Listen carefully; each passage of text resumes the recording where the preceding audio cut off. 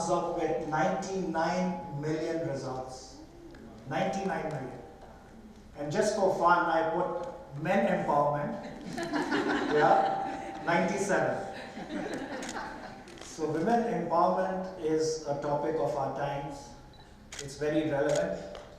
And let me also tell you, just yesterday, UAE was elected to be in the United Nations Security Council for the next 2 years. Isn't that amazing? And our lady ambassador to the United Nations, her first statement was, on her agenda is going to be women empowerment, followed by climate change and all that. And I think it's very timely, and it's good that we are having this panel discussion around this topic. It is my pleasure to be moderating this. I think most of the panelists have already been introduced, so I'm not going to repeat that. I'm just going to skip a little bit of the introductions, but I will give each one of you a chance to reintroduce yourself, should you decide to do that. We'll get down straight to the topic. And my first question to each one of you is, how do you define women empowerment? I'll give you 1 minute each to just give your comments, because it means different things to different women, right? So if I may start with you, Salwa, please go ahead. Or Hasnae, that's right? Okay, sure. Hasnae, go ahead.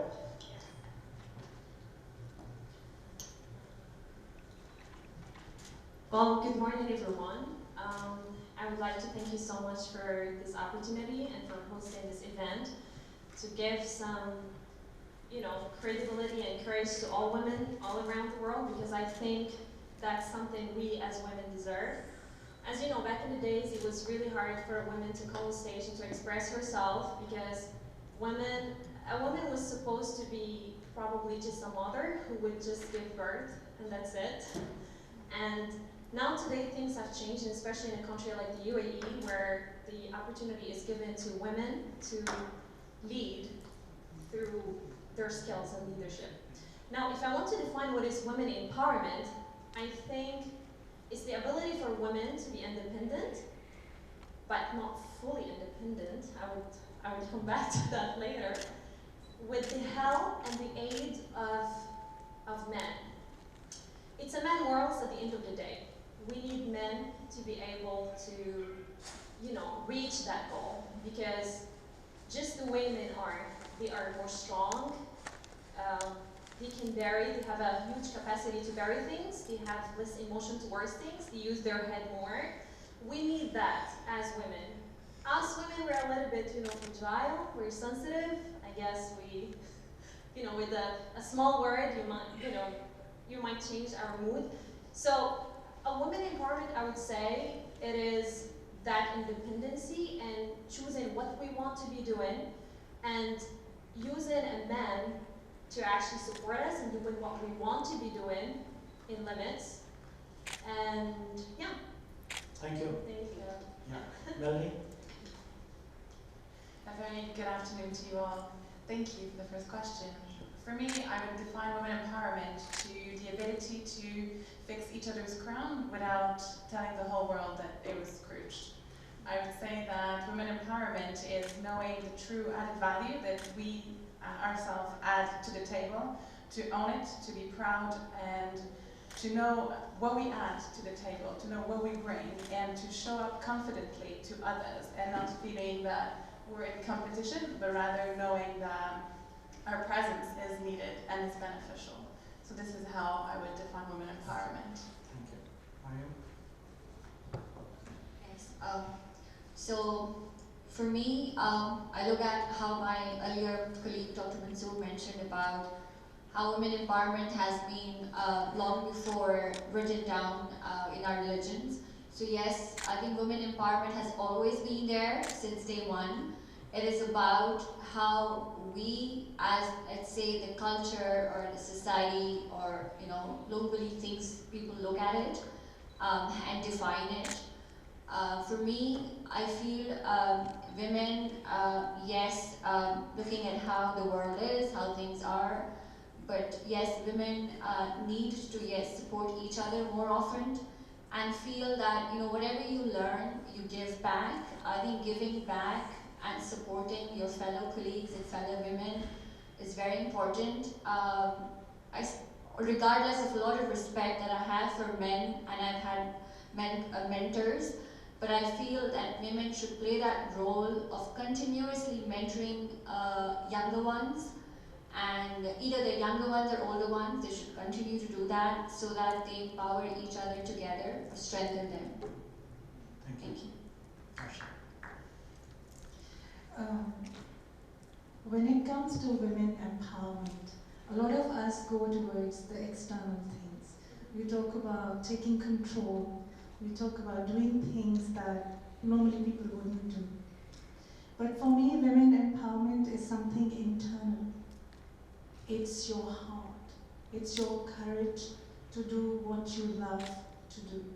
It's your courage to stand there and help other people so that they can do what they love to do.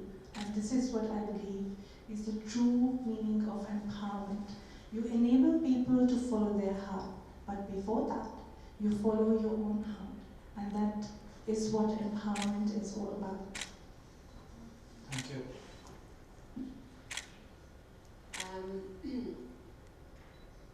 I would be lying if I said, for me, women empowerment was my hard work or what I learned from my mom, my grandmother. Every woman in my life, I think, you know, was very strong in their own right. All the way from my grandma, who, you know, at that time there wasn't much roles for women, especially she comes from Yemen, so that was more or less a closed, you know, country in terms of just what women can progress to do. And of course she's almost 90 years old, so that generation there wasn't that much opportunity, but what I wanted to say was from my mom to, of course, all of the women that inspire me, I would be lying to say to you that this is, you know, that's where I learned who I am, or my strength, or all of this. No. I have picked up a lot of my empowerment, which is inside me, throughout my life by seeing other women. And these women, most of the time, are not women that are on a platform like we are right now, all of us CEOs or, you know, hailing from companies, or, you know, we are, of course, entrepreneurs, and there are other women that are in very good professional jobs. No, usually I learn from people that are just normal people, mothers that I see, school friends, most of the NGOs that I work with, little girls that inspired me to do better. More or less I copy them, and I give them credit, full credit, for the person that I am today. So my empowerment, and I think I would probably say this to all the females or all the women, you know, across the world, I think we do have to start to give each other credit. And we do have to, you know, more or less look at the person who's, whether they're underneath or above this, you know, we're all equal. But at the end of the day, if it comes to, you know, our success, if we are going to judge through our success, then I would say, I think everybody's success is, you know, it's not going to be about your status, which defines who you are. It's more or less what you have left in this world. And I thank everybody that I've met across the way to my success, which I believe that, you know, I've worked hard for it, but I definitely will thank all the other people, all the people in the world, all the women that have given me some type of energy or support or even ideas to be where I am today. Thank you. Thank you so much. So you've heard 5 definitions of women empowerment already, and I have one to share with you, which I actually outsourced on the internet. So before coming here, I asked people on social media, how do you define women empowerment? And the one that really impressed me, and which I want to read out to this audience and to our panelists, is a poem that was sent. It's a poem which Susan Furness, a friend of mine actually sent me, and she said, you have to read this out for the audience, and so I'm doing that now. It's a poem by Julian Apollinaire, and it goes like this. Come to the edge, he said. We can't, we are afraid, they responded. Come to the edge, he said. We can't, we will fall, they responded. Come to the edge, he said, and so they came. And he pushed them, and they flew. I think this summarizes the importance of leadership, of leading the way to get things done. If I am to define women empowerment, it's about women who get things done, right? I think it was Margaret Thatcher who had said long back, many years back, if you want something to be said, talk to a man. If you want something to be done, talk to a woman. And I think that pretty much summarizes the part that women get things done. Let's go around one more time, and this time I'm going to again start with Hasnae at the other end. I'd like to know from you which woman in your life has inspired you the most and why. Very simple. I think the woman that inspired me the most is my mother, because she taught me something which was actually very interesting. So one day, I knew that she could fix something, and she was very strong to fix it, and she's smart to do it. But then she called my dad, and she's like, oh, can you please come and fix this? I don't know how to fix it. I was like, Mom, are you even serious? You can fix it alone. Why do you need to call him all the way? So of course my dad came, and he's like, I'm the man of the house. So he fixed it. Now for him, he got credit. For her, she got her job done. I had to ask her, like, why would you do all of that? She said, there is 3 types of women in the world. The first is the weak women.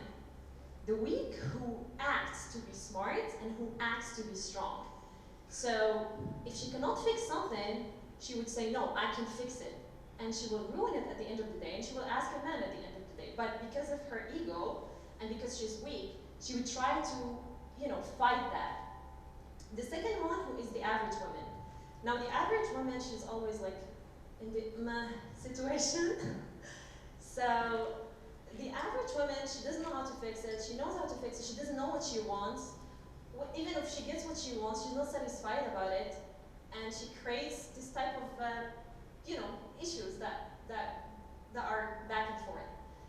The other type, which is the most strongest woman, she's smart, she's strong, but she knows what duties she needs to take for herself and what duties she needs to give to the others. So she's she knows what responsibility to take and what responsibilities she can delegate to other people. So when it comes to the man, she knows how to deal with him. So if she wants to fix something, so let's suppose for her it's gonna take her 1 hour, okay, why would I need to fix it anyway? I know how to fix it, and I'm smart to fix it, but let him do it, Right. So by the man doing it, he feels his pride as a man. I think probably the majority of men would agree. That was and and for the women, she's strong and smart, so she was used that 1 hour to do something else. So that was very inspiring. Once I learned that skill from my mom, it changed my whole concept about how to deal with the man and how to get that credit for yourself and for the man. Great. So yeah, so the answer is my mom. Great. Melanie? It's a little bit evil, but it's a trick that works most of the time. Yes. Melanie, my question to you, since you are in the coaching business and you've spent a lot of years doing that, education obviously I think is #1 on the agenda when it comes to women empowerment, right? So I want to know in your day job, in your day-to-day life, how are you empowering women? So tell us some stories or something about any program that you are running. Over to you. Thank you. So as part of my humble contribution to the women empowerment global movement, I act on 3 different angles. And as part of my role at Google, I've been recognized as the most international facilitator for the initiative, which probably most of you have heard of, #I'mRemarkable. So I work with corporate and organization presenting a very powerful workshop about the importance of women to self-promote and the importance of breaking the modesty norms. I think that often as women we were raised to be humble, to be modest, to be caring and generous, to always invite others. But then we realize in the corporate world that if we do not put ourselves forward, if we do not celebrate our own success, if we do not have a strong elevator pitch, if we do not put ourselves out there, others will be put it forward, others with better self-promotion skills, not necessarily with better competencies. So I do that as part of my work with Google. And I also support the WEPS, which is the Women Empowerment Principle that was founded by the UN Women and the UN Global Compact, which is the world-leading program for corporates to join in terms of their efforts in women empowerment and gender parity. So there are 7 principles, and as part of my role as an entrepreneur and a coach in the region, I really focus on the 4th principle, which is about educating women in order for them to embrace better career opportunities.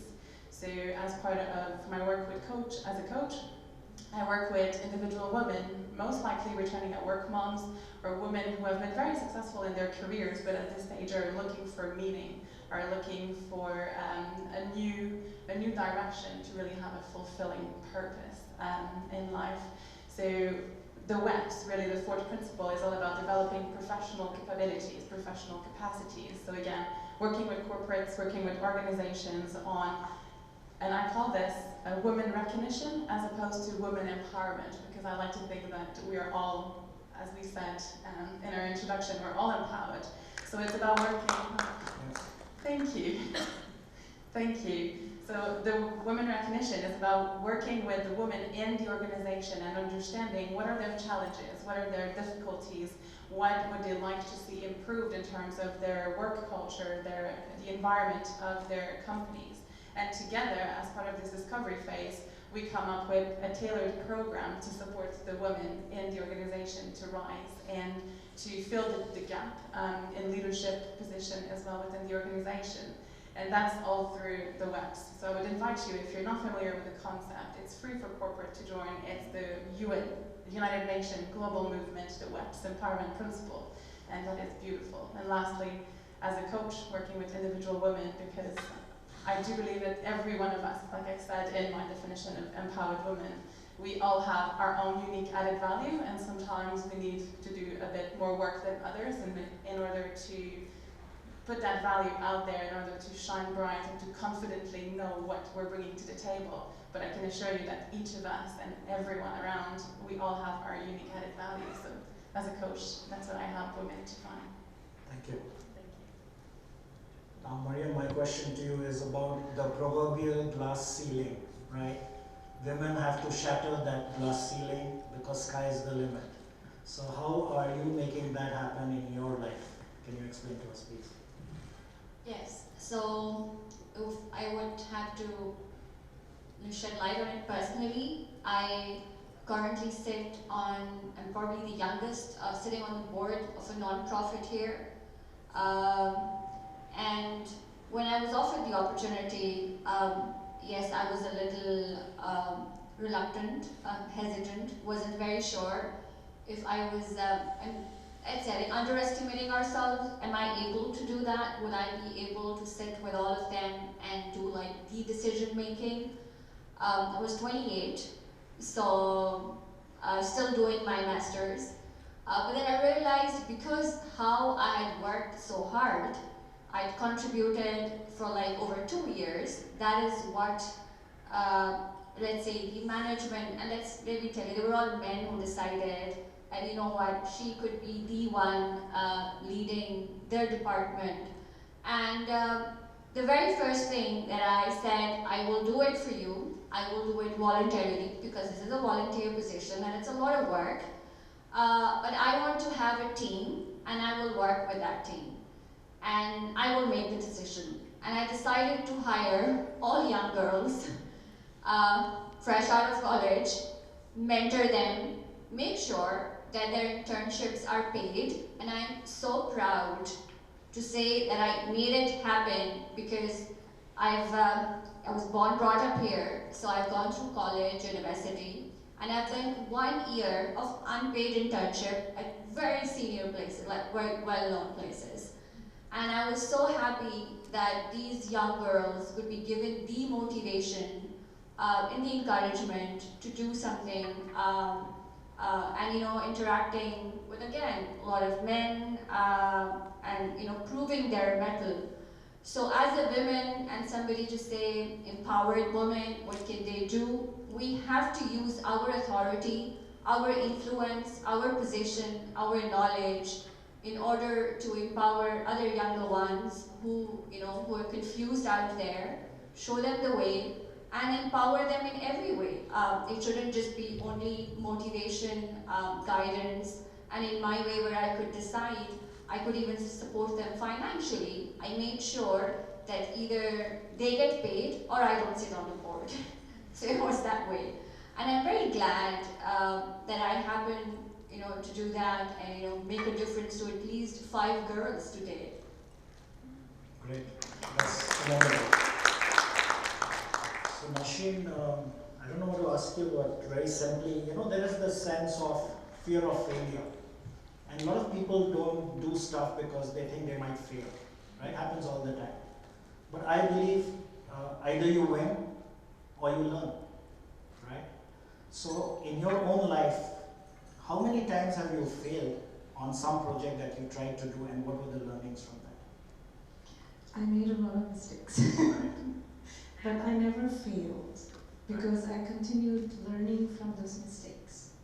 And I strongly believe that it's very important for a woman to have the courage. I will use the word courage again and again, and I will tell you why. To have the courage to listen to herself, to have the courage to say what exactly she wants to say. Because after many of my speeches in many such seminars, what happened was a few women walked up to me and they told me the problems that they have not told anyone at all. And they keep on suffering just because they feel that they do not have the courage to acknowledge failure, to acknowledge mistakes, to understand that they are being abused and misused. It could be the workplace, it could be their personal life, it could be their family life. But it's important for all women, not just myself, everybody in the room. Very, very essential for all of us to give this support and courage to other women. We might look very pretty, we might be very well dressed. The stylist might have done a great job on us to be present in a place. We might look very fresh every day to work, but deep down inside us, we might not be that. So we have to offer support to everybody, all women, young or old, so that they could open up, recognize problems, mistakes, and failures, overcome them, and rise above that. Because I know you feel under the weather. And that feeling, since we are very emotional beings, could be very destructive until and unless we have somebody who's willing to listen to us, somebody who's saying, okay, it's going to be all right. You can say everything to me. It's okay to be vulnerable. It's okay to be weak. It's okay to be broken. It's okay to be sad. But I think a lot of men don't understand this. Yeah, sorry to be cutting you, but I have to. It's a very good point. I think a lot of men, they don't understand this. But if you go to the scientific part of it, women, by nature, they have more water than men. And this water, with the moon and the sun movements, with the moon and the water movements, like there is times when they feel very emotional towards anything you would say. So as you said, sometimes sometimes it's just this paranoia in your head that you become just, emotional about anything, and we just need to hear that word. It's very silly, but this is who we are. Right. You just want to hear somebody telling you, oh, you look nice today. Oh, you have done a great job. Probably in the man's brain, because the men, they are very pragmatic. They think with their brain. They're like, okay, why would I need to tell her this? She knows that she has done a great job. But for us, we need to hear it because of these, psychological and also the way we are, I think. We have more water. And that's why when a woman is pregnant, she produces more water in her body. So the chemical transactions are very crazy. Like she's moody about everything and anything. And it's really, I have found only few men that would really understand this. Like they would take women for just, you know, they would do, you know, they were like, okay, well, what can I do? But only few of them. So I think it's a very good point that you made. Thank you for coming in on that. I'll just come to Salwa. Before I go to the audience, by the way, please keep your questions ready. I'm coming to you very soon. Salwa, I would like to ask you about the role of social media, because you know everybody is living on social media, literally, right? How can we use social media to enhance and spread the message of women empowerment, in your opinion? You know, I think you're asking this question to the wrong person. All right. I'm actually a newbie when it comes to social media. I've never, to be honest with you, yes, I have joined now this platform. Everybody thinks that I've come from Mars or Pluto or something because I just landed. They're congratulating me on my job as if I just got it yesterday. Social media is important, and of course, any kind of media is important. Just like every day when you wake up in the morning, you put the news on, that's where the first bit of information for whatever that has happened all around the globe will come to you. So, you know, I think you said spreading awareness, right? Yes. Yes. So, there are a lot of impressionable, you know, if we're talking about women and women empowerment, there are impressionable women or girls all around the globe who don't have, for example, the type of support that maybe every woman in this group has had.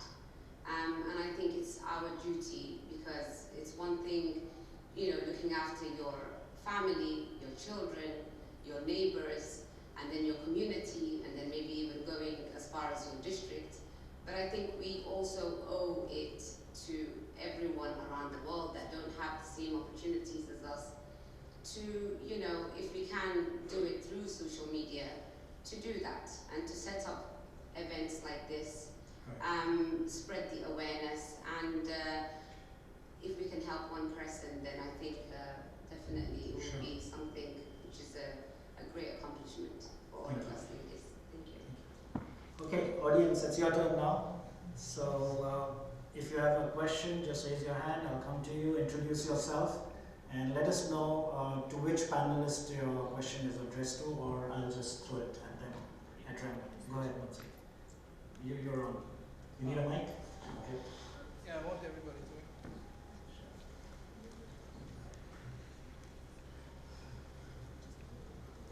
Hello. Hello. Yes. Good afternoon, everybody, once again. So I would like to ask each one of you something, but we don't have so much time. So because I agree with all of you completely, but with Hasnae, yeah, your name? Yeah. There's, I felt there's something there, so I'm going to put it out there. There will always be men who don't understand women. It's not because they cannot. It's because they don't put the efforts. And about women, they're all amazing, unless you make the wrong move, whichever kind of move, or say something that's not right. The thing is, with women, more than the water in the body, it's about hormones. If we understand the medicine behind how men and women are created, and men do think from the heart. Like I said in my speech, we cannot judge the rest of the world's men because of 200 bad men or bad apples, you know. There'll always be that. But it's more medical about the way women react than anything else, because all of you will agree, you don't know what you're saying and doing sometimes, you know. You know what I mean? So it's not in your control. And men need to make an effort. Again, it's like a team effort. Nobody's bad there. Sometimes somebody's less, somebody's more, but we need to learn to balance that. Yeah? So my question to you is, when you're mentioning about men or about women.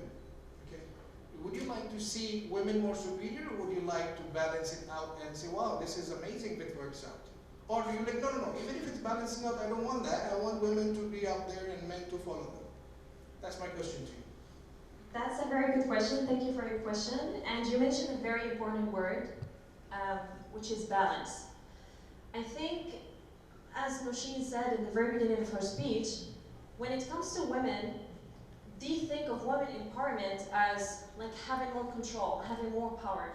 And I saw women, they lost control somehow, and they had issues in their families with their husbands because they were showing to them that, yeah, I am the CEO now, so I am the boss. Now, how the man would feel, if we go back to nature, it was the man who's the protector of the family, of the wife. So at the end of the day, as a woman, you would always need that protection. For your feelings, for somebody to show you that you can do it, you would only need that man. Now, the question is that balance? From where you can get that balance? So I think for women, they have to know that, yeah, you can be a powerful woman, but it doesn't mean that you have to see yourself like you are the boss, and then the husband is just, you know, he's just there. Because that's the problem that a lot of women are facing, especially in this region. When a woman reaches to a certain level, she doesn't give any respect to the man. So, and then she would say, okay, you're here, you're not here, it's the same for me. So the challenge is here. It's the same for the men. As you said, it's really hard for the man to probably put so much effort to understand a woman. Because first, they don't put the effort. Let me correct you. Yeah. A few men. A few men, yes. They don't put the effort, but sometimes it is also the responsibility of the women. We cannot blame it on men all the time. It is the responsibility of the women because they over-abuse their emotions. Now, the funny part is that once you get addicted to certain feelings, you always go back to that feeling.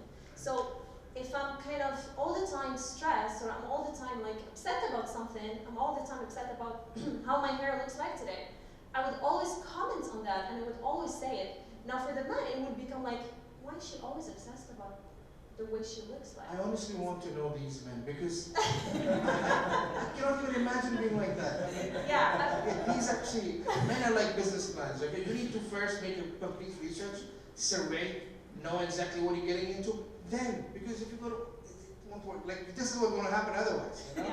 Yeah. Everybody agrees? Yeah. There's some research to be done there. So thank you for your answer. Thank you. Can I go to somebody else for another question?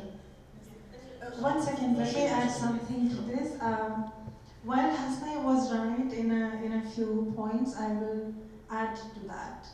When we women are leading, sometimes it's difficult for us to, I'm speaking on behalf of other women as well, because I've observed that, it becomes difficult for us to retain the softer side of us because of the burden of responsibilities, because of expectations of people, also because we do not want the world to look at us as weaker beings. But Nousheen, it's because of the delegation probably. Yes, so I'm coming towards that. So when we are in a leadership position, it's normal for us to be, and it's okay for us to be soft, to be vulnerable, and yet do our job. We need to accept both sides of us. There is one stronger side and there is one softer side. We accept. Thank you. Okay, on that happy note, do we have one more question before we wind up this panel discussion? I'll take one more question. Yes, please go ahead. Can you hear me? Yeah, you can hear me. Okay. Yeah. So my question is to any of the ladies on the panel is sometimes I think women put a lot of pressure on themselves to have it all. So are you married? Have you got a career? Do you have your children? Are you looking good? Are you fit? Are you healthy? And a lot of that comes from ourselves. And in your experience, either coaching or mentoring other women, how have you personally managed that, almost like your own internal pressure that you put in yourself? Who would like to take the question? I Melanie? can answer it if you want. Okay. I will be very brief. I was about to say this before as well. The first thing is, as a woman, all of us need to stop believing in stereotypes. When we let other people define our reality, we buy that. We buy this idea that I'm not pretty enough, or I'm not smart enough, or I'm not efficient enough, or I'm not going to be productive or effective enough. It happens because we allow this to happen. So your self-talk, your actions, your belief system, and what you are doing is going to disrupt that, and is going to save you from that. Anybody else would like to answer? I'm sure everybody has a different version of it. Thank you for your question. I think it's a challenge, and it's definitely present in all of us at one stage, certainly of our career or our personal life. But I think it goes back to the concept of confidence. It goes back to once you've done your internal work, once you've been able to name your values, your driver, once you've found your purpose, once you know that you're contributing into a career that is fulfilling to yourself but is also meaningful, you've done your work, and then you know that what you're bringing is unique. You know who you are for who you are. You know your true self, and you step into that beautiful confidence knowing that you're not a superpower woman, you're not everyone's quality, you're not everyone's cup of tea, but you are who you are, and your presence is needed in what you do, and this is why you're where you are at. So to sum it up, it's doing your work, knowing what are your drivers, what are your values, what do you stand up for, what's your purpose, and then it enables you to step into your confidence and know that you deserve to be where you are right now because you've confidently worked to get there. And then once you know who you truly are, then you don't feel threatened, you don't feel the competition by others because you come from that place of inner confidence and inner belief that you are unique and everybody else around the table is unique. So it's joining forces, it's not a competition anymore. Thank you. I think we go down on that note, on that happy note. I want to thank the audience for being a wonderful audience. I want to thank each one of our panelists, Hasnae and Melanie and Mariam and Nousheen and Salwa. Thank you for your inputs. I think we are on time. So I'll conclude this session. There are a lot of takeaways, I'm sure, for each one of you. And let's keep this conversation going. I mean, it should not end when this panel discussion ends. And on my part, what I can offer is I run a business called onlywebinars.com, which I started post-COVID. And I would like to actually host a webinar on this topic, right? So it will be on women empowerment. If any of you are interested in joining in, either as a panelist or as just registering to be part of the audience, you are most welcome. You can find me on LinkedIn. Sharad Agarwal is my name. And this webinar will happen within the next 6 weeks. And I just decided that. So thank you once again, all of you, for being here. And we'll continue with the rest of the program.